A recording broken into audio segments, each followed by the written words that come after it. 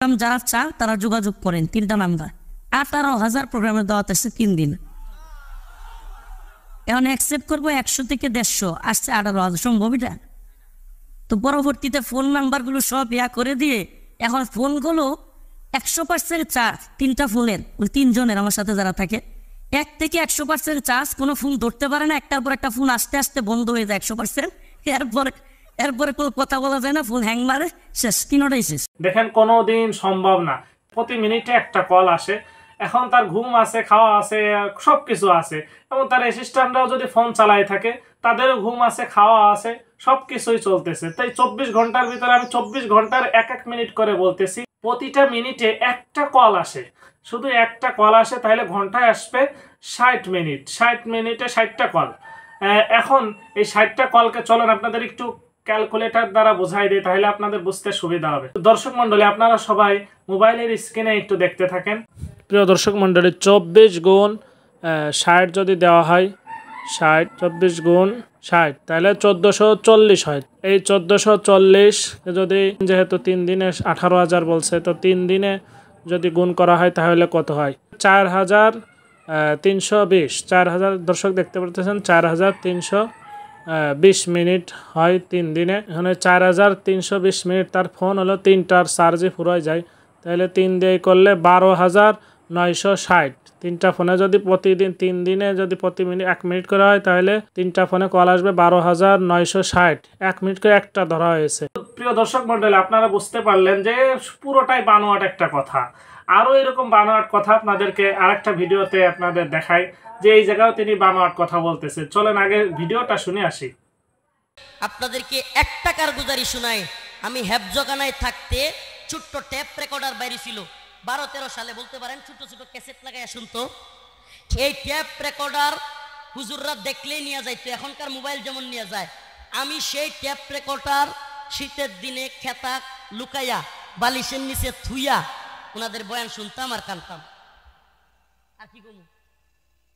কসম আল্লাহর কাছে যেন জবাব দিতে হয় মিথ্যা হইলে।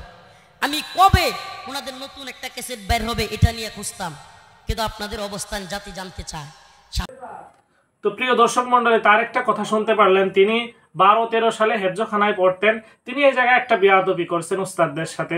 আর তাহলে আমরা মাদ্রাসায় যারা পড়ছি তারা আমরা ভালো করে জানি যে উস্তাদরা এই যে ওই সময় ওয়াকম্যান ছিল, যেগুলো ছোট ক্যাসেট, এটা ব্যবহার করা কিন্তু নিষেধ ছিল, কিন্তু তিনি এটা করছেন। তার মানে উস্তাদের সাথে তিনি মাদ্রাসার সাথে বেয়াদবি, উস্তাদের সাথে বেয়াদবি করছেন। দ্বিতীয়ত, তিনি এই যে এটা রাত জেগে জেগে শুনছেন, তাহলে কিভাবে সে লেখাপড়া করছে বলেন?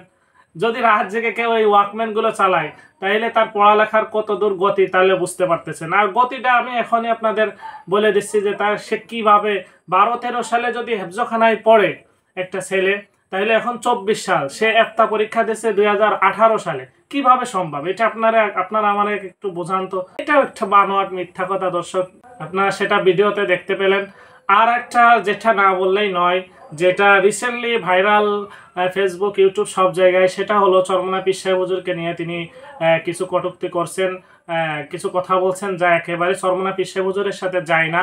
সেটা না বললেই নয়, সেটা আমি কার দোষ কতটুকু সেটা বলবো না। দেখেন এই জায়গাও সে মিথ্যা কথা বলছে। মিথ্যা কি বলছেন চলেন দর্শক আগে দেখে আসি, করবেন খুব খেয়াল করে ভিডিওটা দেখবেন। রিমান্ডে চোখ বাইদিয়া জিজ্ঞাসাবাদ করা হচ্ছে, চোখে কাপড় দিয়ে। হুজুর, আচ্ছা বলেন তো, এদেশে এমন কিছু বক্তা যারা একটু জজবাতি গরম বয়ান দেয়, মানুষকে করে, এদের কয়েকজনের নাম বলেন, আমাদের দরকার। আমি সর্বপ্রথম আমার নাম বলছি। কার নাম? এরপরে আমি একজন পীর সাহেবের নাম লিখছি। সত্যি কথা বলি, আমি সব নাম লেখার পরে গুনবী ভাই, হারুনিজার ভাই, উসামা ভাই, কিংবা জুনেদ আল্লাহ সাহেব, মামুন সাহেব হুজুর, সবার নাম লেখার পরে হঠাৎ করে জিজ্ঞেস করতেছে, হুজুর প্রথমে যার নাম লিখছেন উনি কে? আমি বলছি, কেন চিনেন না? আমি বলছি, অমুক দলের নাইবে আমির সাহেব। ওয়াল্লাহি কসম, 1 ইঞ্চি যদি বাড়ায় বলি, আল্লাহর কসম, আল্লাহ যেন আমার উপরে, এজন্য এই কথা যদি তুহমত হয়ে থাকে, আমার উপর আল্লাহ আযাব আসে, এতটুকু বলতেছে। সাথে সাথে লাল কলম দিয়ে কেটে দিছে। মানে এর মাথাটা পুরাই নষ্ট হয়ে গেছে। ভিডিও শুরুতে বলছেন যে আমার চোখ ব্যথা অবস্থায় আমাকে রিমান্ডে জিজ্ঞেস করা হয়েছে, কিন্তু পরবর্তীতে সে ঘুরাই নেছে যে আমি প্রথম আমার নিজের নাম বলছি, এরপরে ওসামা, তারপর মামুনুল হক সাহেব, হারুন ইজহার, গুনবী সাহেবের নামে কথা বলছেন। তাই এ বলা এর লেখা কোন সময় হইল যে প্রথম নামটাই কেটে দিল, তারা নামটাই কেটে দিল, আল্লাহ আল্লাহ আল্লাহ বললেই সবকিছু সত্যি হয়ে যায় নাকি? আর শেষে একটা কথা বলবো, জেলে ওনারা ধরে নিয়ে গেছিল তখন কিন্তু ওসামা সাহেব তারপরে আরো অনেক আলেমরা কিন্তু বন্দী হয়েছিল না। তাহলে বোঝা যাচ্ছে এদের নামটা তাদের কাছে দেওয়ার কারণে তারপরে এরা অ্যারেস্ট হয়েছে, তাই না? ইনি তো আলেমদের সাথে বেয়াদবি করছে।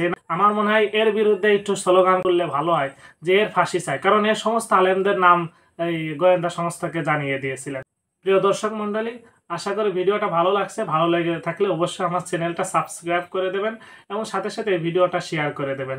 আর একটা কমেন্ট তো ভাই হিসাবে অবশ্যই আমি প্রাপ্য, অবশ্যই একটা কমেন্ট করে দিয়ে দেন। আসসালামু আলাইকুম, সবাই ভালো থাকবেন।